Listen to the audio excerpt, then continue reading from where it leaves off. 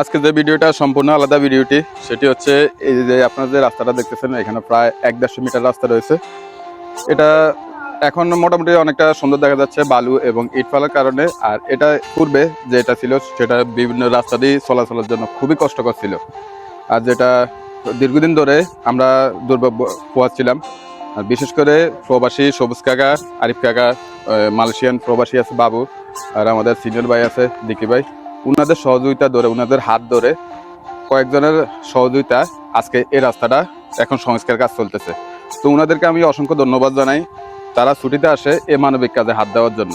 আসলে এরকম মানুষ পাওয়া বর্তমানে যুব সমাজে এরকম পাওয়া খুবই মুশকিল। আর যুব সমাজের হাত ধরেই যদি আমরা চাই যুব সমাজের হাত ধরে আমাদের সোনার বাংলাদেশ আরও সুন্দর হয়ে উঠুক। যুব সমাজ চাইলে অনেক কিছু সম্ভব। যে আমাদের যে আমরা দেখলাম পূর্বে যে একদম সরকার পতন পর্যন্ত হয়ে গেছে। তাহলে আমি এখানে আমার সিনিয়র যারা আছে তাদের সাথে একটু কথা বলবো। এখানে যে আপনারা যে রাস্তার কাজে হাত দিয়েছেন, এখানে যে প্রায় কয়েকশো ফ্যামিলি রয়েছে, এখানে কি সবাই আপনাদেরকে সহযোগিতা করছে?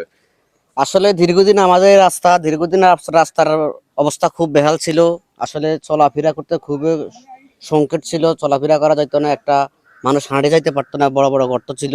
আমাদের ওই প্রবাসী ভাই আর এই আরিফ ভাই, সবুজ ভাই, বাবু ভাই, আমাদের এলাকার অনেক লোক, এরা আসলে আমাদেরকে হেল্প করে এই রাস্তার সরকারের কাজটা করেছে।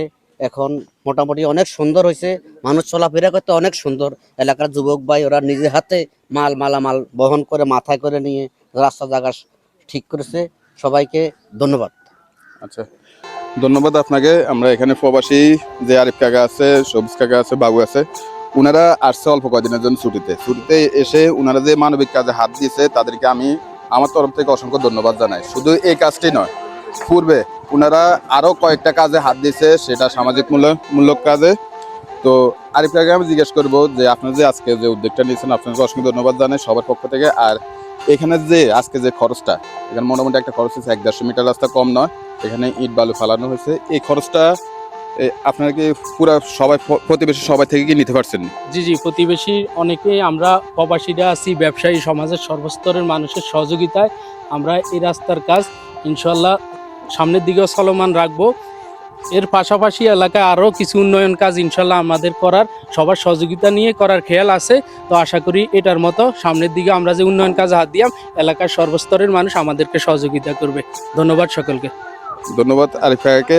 উনি যেটা বলছে, আসলে সবাই এই উদ্যোগটা নিয়ে কাজ করতে পারে না, উদ্যোগ নেওয়ার জন্য কিছু মানুষের প্রয়োজন। আর সবাই যে উদ্যোগ নিলে কাজ হয় তা না, সমাজের কিছু লোক লাগে যাদের সবাই বিশ্বাস করে, এমনকি সমাজের সাথে জড়িত, কাজের সাথে জড়িত, ওই ধরনের লোকগুলার প্রয়োজন। এখানে আমরা দেখতেছি কিছু ইয়ং বয়সের ছেলেফেলে আছে, এই যে কাউসার, সামির, এমনকি শাহিন, ওরা নিজের শ্রম দিয়ে সমাজের কাজটা করতেছে।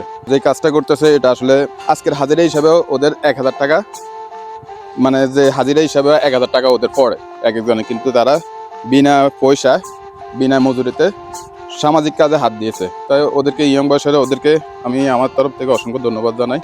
তার আপনারা ওদের জন্য দোয়া করবেন, যারা ওরা ভালো কাজে এইভাবে এগিয়ে যেতে পারে। আর আমাদের যে যুব সমাজ রয়েছে তাদেরকে আমরা উৎসাহ দিতে হবে। সবার দ্বারা যাওয়া সম্ভব না। তো আমি তোমাকে জিজ্ঞাসা করতেছি, আজকে যে কাজ করতেছ এখানে কি তোমাকে কোনো টাকা দেওয়া হবে নাকি? না, আমরা নিজ ইচ্ছাই করতেছি, এলাকার যুব সমাজের পোলাপান মানে নিজ উদ্যোগে আমরা করতেছি কাজটা। আচ্ছা, সবাই উৎসাহের সাথে করতেছ যাতে সমাজের সবাই চলাফেরার জন্য মানে মঙ্গলজনক হয়, যাতে মানুষ একটু সুবিধা পাবে, সুন্দরভাবে হাঁটতে পারে, তাই তো? জি। আচ্ছা, ধন্যবাদ তোমাদের, তোমরা এই কাজে, আজকের কাজে জড়িত থাকার জন্য।